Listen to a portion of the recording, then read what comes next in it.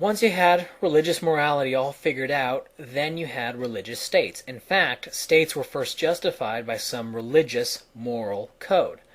That is the only way anyone would agree to an arrangement whereby some guy could just imprison or kill you for breaking the moral code. Because if it were just some rules written by men and not by God or dictated by God or something like that, nobody would think it's special.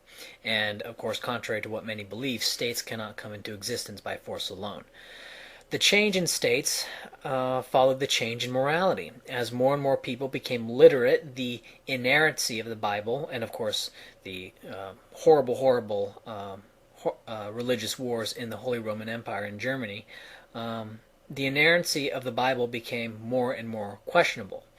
And you saw a transition from religious morality to secular morality. And this transition period is exemplified by St. Thomas Aquinas, who worked tirelessly to spin the Bible into a consistent moral framework.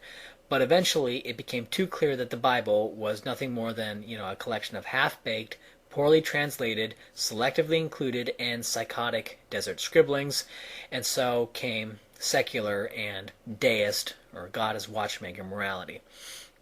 I'm not too concerned with secular moral codes, such as those written by Rand, Rothbard, Hoppe, or Molyneux, because I know they mean just about as much as the contortions of St. Thomas Aquinas.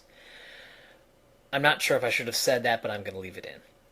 Their premise that this biological basket of self-attacks over certain actions which we conceptualize as morality has any innate consistency or completeness is absurd on its face. Why would it? Morality never evolved to be like that. It's a series of self-attacks in regard to certain actions. Some are hardwired, some are learned, some people self-attack a lot more, and some people not at all as a result of either their brain chemistry or some traumatic experience.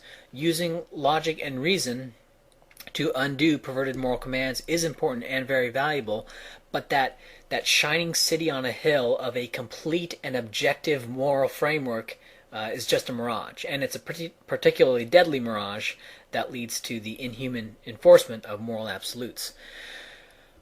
When you are, and this is going a little bit off topic, when you are in the process of undoing moral commands, you tend to have very vivid dreams, and this is kind of addressing a lot of stuff that Stefan Molyneux says at Freedom Main Radio.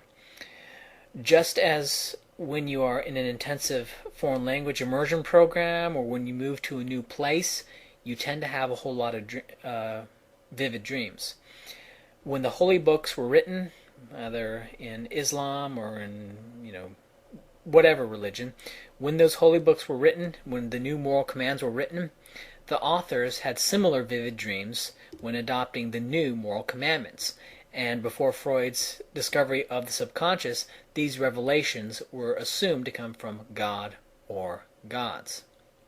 And so what Molyneux at Freedom Main Radio will do a lot is he'll look at dreams as proof that the mind knows it's right. Right? He will use these dreams as proof that the subconscious is revealing something to the conscious mind. And this is simply not true. All vivid dreams mark is a significant change in what's going on in the head. I'm not saying that we should no longer talk about morality or that we should abandon it, but that we should recognize morality for what it is, an evolutionary device that exists for the sole purpose of creating a humane society. I also believe it is important to demystify dreams and systematize dream analysis, but that's another topic for another time.